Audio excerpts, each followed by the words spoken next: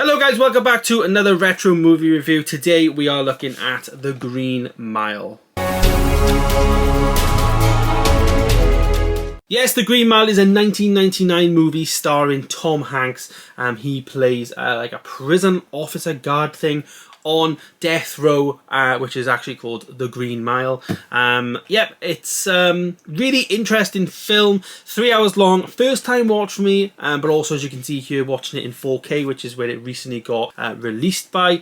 And I gotta say, people say about the 4K, this film honestly looks wise could have come out like this year. It looked really good.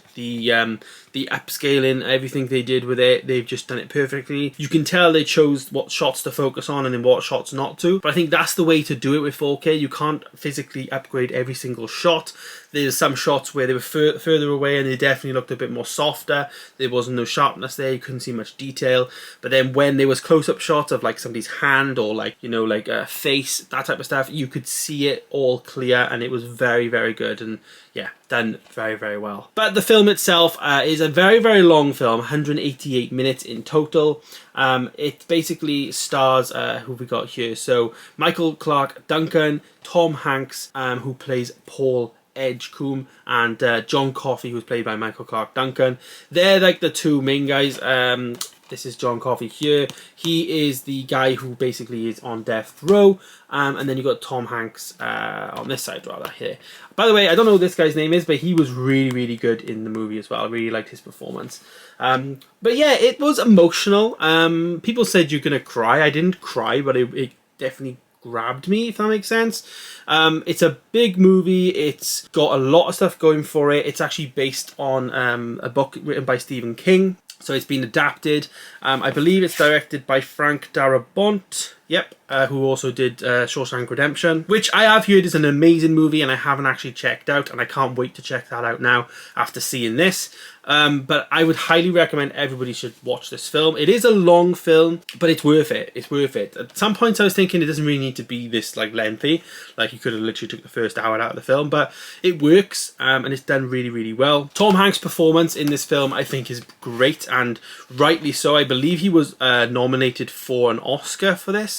Or maybe he wasn't. I'm not sure, but he's definitely, the film was actually winner of Best Picture. So, but he was nominated for 4 awards. So, you know, I can understand why this is a really heart-wrenching, deep, excellent movie. There's also a musical score done by Thomas Newman, I believe, and that really was really good, that musical score. It was just really gripping and deep and just not so much iconic, because you know, it's just different, you know, it stood out. And I always like that when musical scores kind of act like a character, and the musical score for this movie I felt did act like a character. It was just done really well, and it was the right tone, right everything, you know, just worked throughout the whole film. It is a really touchy subject because you do see actors that are, you know, characters that are in the movie and then they go off to death row, and you know, it is an 18. You do see some stuff, and they do it quite well. They do it like with like respect and like justice, I think, and it's done really good in that sense. All the costumes and everything here, you can see John Coffey's outfit looks really good, and everything is great. And yeah, really enjoyed this film for the first time watch. I was 6 when this movie came out in 1999, so to watch it now on its, what, you know, basically 23rd anniversary is pretty mad, so I would highly recommend. Rating the movie though, I'm going to go high. I'm going to go 9 out of 10. Very enjoyed it. I thought it was really good, and one night in a month or so I'm going to definitely revisit and check out again. I didn't watch it with Hannah, so it's always a great excuse to, if you love a movie, want to watch it again. This is one I'd like her to watch with me. Maybe you can just check it on downstairs now that I've had the full effect of everything.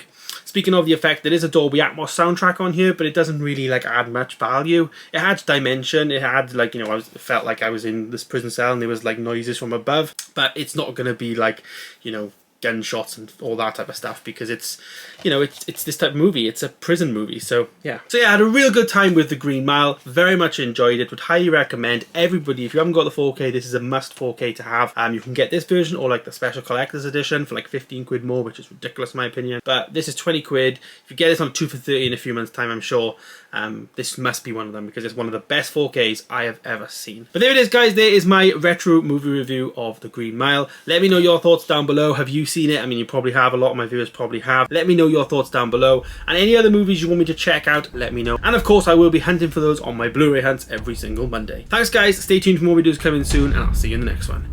Goodbye.